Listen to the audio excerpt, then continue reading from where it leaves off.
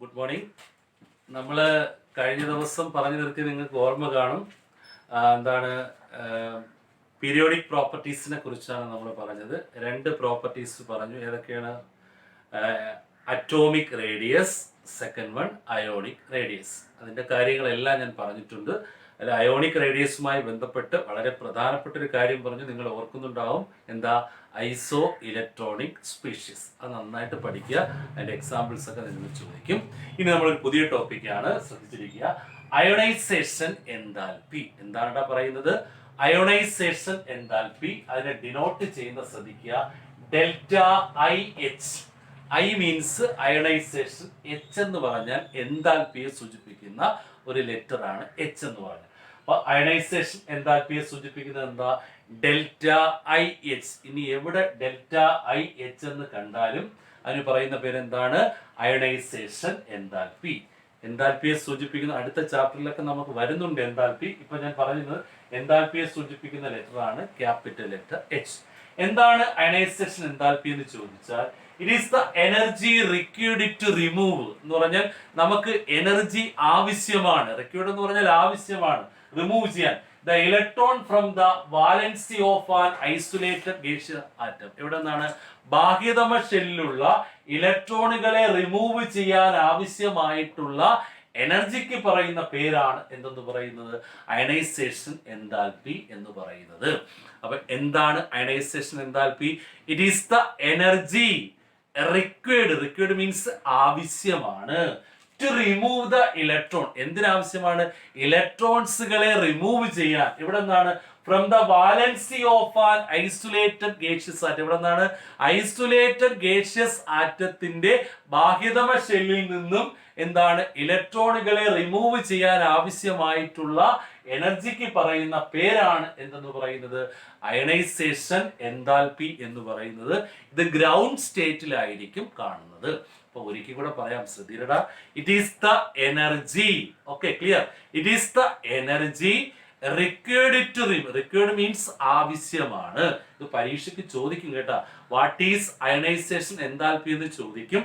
അപ്പൊ എന്താണ് ionisation enthalpy എന്ന് ചോദിച്ചാൽ, it is the energy required to remove an electron from. എവിടെ നിന്നാണ്? Isolated gaseous atom. ഇത് ഏത് സ്റ്റേറ്റിലാണ് കാണുന്നത്? ഗ്രൗണ്ട് സ്റ്റേറ്റിൽ ഉള്ളതാണ്. അതിനുകൊണ്ട് ഇതിന് പറയുന്ന പേര് ഫസ്റ്റ് അയണൈസേഷൻ എൻതാൽപ്പി എന്നാണ്. അതുകൊണ്ട് ഇതിന് പറയുന്ന പേര് എന്താണ്? First ionization enthalpy. ഓക്കെ, അപ്പൊ അതിനൊരു ഇക്വേഷൻ ഉണ്ട്. X gives okay delta I H എന്ന് പറഞ്ഞാൽ എന്താണ്? ഡെൽറ്റ ഐ അയണൈസേഷന്റെ ആണ് ഐ. അപ്പൊ എക്സ് എന്ന് പറയുന്ന ഒരു ആറ്റത്തിന് നമ്മൾ എന്ത് ചെയ്യുന്നു? അയണൈസേഷൻ എന്താൽപ്പി ചെയ്യുമ്പോൾ അത് എന്തായിട്ട് മാറുന്നു? എക്സ് പ്ലസ് പ്ലസ് എന്തായിട്ട് മാറുന്നു? 1 ഇലക്ട്രോൺ ആയിട്ട് കൺവെർട്ട് ചെയ്യുന്നു. അപ്പൊ എന്താണ്? അപ്പൊ അയണൈസേഷൻ എന്താൽപ്പി എന്തു പേരിലും അറിയപ്പെടുന്നു? ഫസ്റ്റ് അയണൈസേഷൻ എന്താൽപ്പി എന്ന പേരിലും അറിയപ്പെടുന്നു. ഓക്കെ, അപ്പൊ എന്താണ് അയണൈസേഷൻ എന്താൽപ്പി എന്ന് പറഞ്ഞാൽ, it is the energy required to remove an electron from. എവിടെ നിന്നാണ്? Isolated gaseous atom in its എവിടെ? Ground state. അതിന് എന്ത് പേരിലും അറിയപ്പെടുന്നു?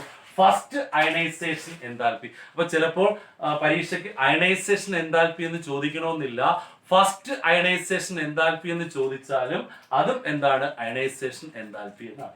ഓക്കെ, അതുപോലെ തന്നെ ഫസ്റ്റ് അയണൈസേഷൻ എൻതാൽപ്പി പഠിച്ചാൽ വളരെ ഈസിയാണ്. നമുക്ക് എന്ത് പഠിക്കാൻ? Second ionisation enthalpy. അപ്പൊ എങ്ങനെ പറയാം? It is the energy required to remove an electron from ഏത്? Second most loosely bonded atom. മറ്റേതിലാണ് ഫസ്റ്റ് ആയിരുന്നു, ഇവിടെയാണെങ്കിൽ എന്താണ്? സെക്കൻഡ് മോസ്റ്റ് ലൂസ്ലി ബോണ്ടഡ് ആറ്റത്തിൽ നിന്ന് എന്ത് ചെയ്യുന്നു? ഇലക്ട്രോണുകളെ റിമൂവ് ചെയ്യുന്നു. അവിടെ എന്താണ്? എക്സ് പ്ലസ് അല്ലെ? അതായത് എന്താണ്? ഏതിന്റെയാണ്? Delta I H two. I H two means എന്താ? ഇതാണ് സെക്കൻഡ് അയണൈസേഷൻ. ഫസ്റ്റ് അയണൈസേഷന് H1 എന്ന് എഴുതാം. 1 എന്ന് എഴുതേണ്ട ആവശ്യമില്ല. എന്താണ്? 1 എന്ന് വേണമെങ്കിൽ എഴുതാം. ഇത് ഫസ്റ്റ് അയണൈസേഷൻ. എഴുതിയില്ലെങ്കിലും അതെന്താണ്? ഫസ്റ്റ് അയണൈസേഷൻ ആണ്. സെക്കൻഡ് അയണൈസേഷൻ ആയതുകൊണ്ടാണ് ഡെൽറ്റ ഐ എച്ച് ടു. ഇതിന്റെ പ്രസൻസിൽ റിയാക്ട് ചെയ്യുമ്പോൾ എന്താണ്? X two plus plus 2 electron. Okay, അപ്പൊ ഫസ്റ്റ് അയണൈസേഷൻ എൻതാൽപ്പിയുമായി സെക്കൻഡ് അയണൈസേഷൻ. അപ്പൊ ഫസ്റ്റ് അയണൈസേഷൻ എൻതാൽപ്പി എന്ത് പേരിലും അറിയപ്പെടുന്നു? അയണൈസേഷൻ എൻതാൽപ്പി എന്ന പേരിലും അറിയപ്പെടുന്നു. അപ്പോൾ ഫസ്റ്റ് അയണൈസേഷൻ എൻതാൽപ്പി അല്ലെങ്കിൽ അയണൈസേഷൻ എൻതാൽപ്പി നമ്മൾ പഠിച്ചാൽ സെക്കൻഡ് അയണൈസേഷൻ എൻതാൽപ്പി നമുക്ക് പഠിക്കാൻ സാധിക്കും. അപ്പോൾ ഒരിക്കൽ കൂടെ പറയാം, എന്താണ് അയണൈസേഷൻ എൻതാൽപ്പി? അതിനെ ഡിനോട്ട് ചെയ്യുന്നതാണ് ഡെൽറ്റ ഐ എച്ച്. എച്ച് എന്ന് പറഞ്ഞാൽ നമുക്കറിയാം, എച്ച് എന്ന് പറഞ്ഞാൽ എന്താണ്? എൻതാൽപ്പിയെ ഡിനോട്ട് ചെയ്യുന്ന ഒരു ലെറ്റർ ആണ്. ഓക്കെ, അപ്പൊ എന്താണ് അയണൈസേഷൻ എൻതാൽപ്പി? ഒരു മാർക്കിന്റെ ക്വസ്റ്റ്യൻ ആയിട്ട് ചോദിക്കും, എന്താണ്? It is the energy required, means ആവശ്യമാണ് അല്ലെ. It is the energy required to remove an electron from എവിടെ നിന്നാണ്? Isolated gaseous atom in its ഏത് സ്റ്റേറ്റിലാണ് കാണുന്നത്? ഗ്രൗണ്ട് സ്റ്റേറ്റിലാണ്. അതുകൊണ്ട് അതിന് എന്ത് പേരിൽ അറിയപ്പെടുന്നു? ഫസ്റ്റ് അയണൈസേഷൻ എൻതാൽപ്പി എന്ന് അറിയപ്പെടുന്നു. അതിന്റെ ഇക്വേഷൻ ആണ് എക്സ് എന്ന് പറയുന്ന ആറ്റം ഏതിന്റെ? ഫസ്റ്റ് അയണൈസേഷൻ എൻതാൽപ്പിയുടെ പ്രസൻസ് റിയാക്ട് ചെയ്യുമ്പോൾ X plus plus 1 electron.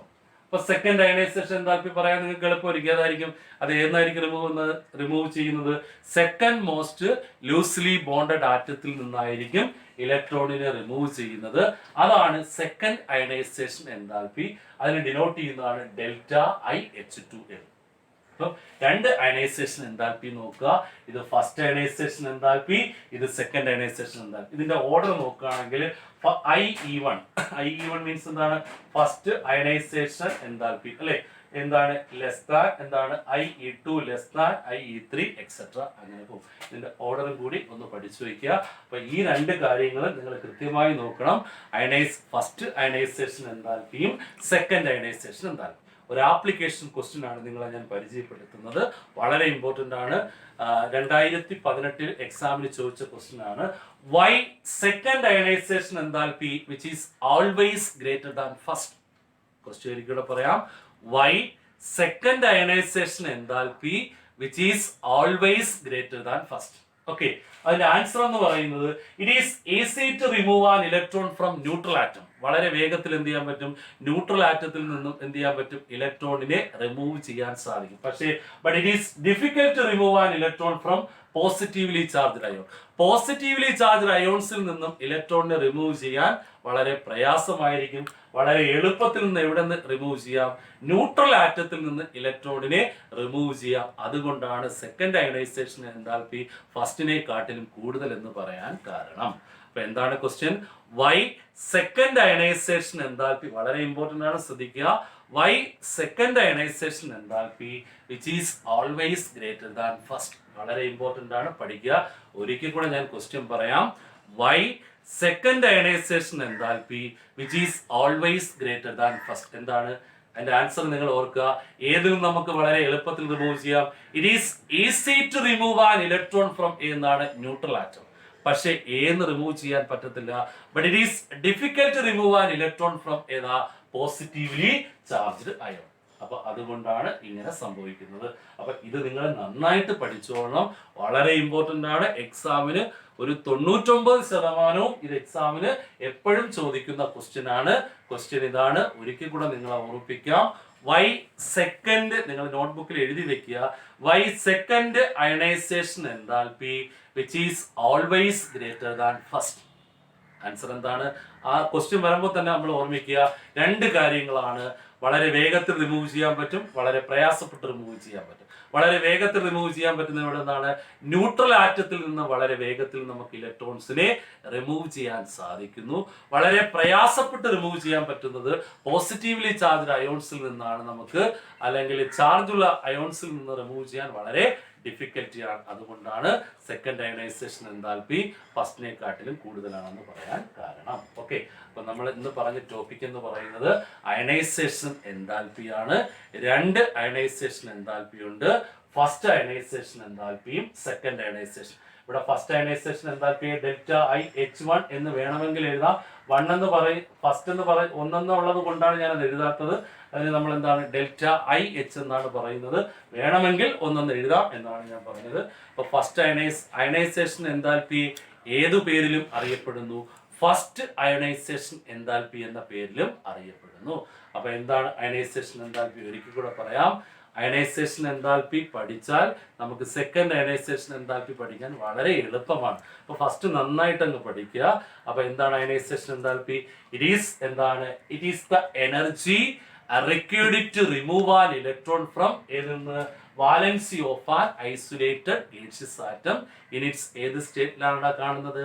Ground സ്റ്റേറ്റിലാണ്. അതുകൊണ്ട് ഇതിനെ എന്ത് പേരിലും അറിയപ്പെടുന്നു? It is called first ionisation enthalpy. അപ്പൊ സെക്കൻഡ് അയണൈസേഷൻ എൻതാൽപ്പി എന്ന് പറഞ്ഞാൽ ബാക്കി എല്ലാം ഒരുപോലെ തന്നെ എവിടെ നിന്നായിരിക്കും റിമൂവ് ചെയ്യുന്നത്? സെക്കൻഡ് മോസ്റ്റ് ലൂസ്ലി ബോണ്ടഡ് ആറ്റത്തിൽ നിന്നായിരിക്കും ഇലക്ട്രോൺസിനെ റിമൂവ് ചെയ്യുന്നത്. അതാണ് എന്ന് പറയുന്നത് സെക്കൻഡ് അയണൈസേഷൻ എൻതാൽപ്പി. അതിനെ ഡിനോട്ട് ചെയ്യുന്ന ഡെൽറ്റ ഐ എച്ച് ടു. അപ്പോൾ ഫസ്റ്റ് ആയി സെക്കൻഡ് ആയി.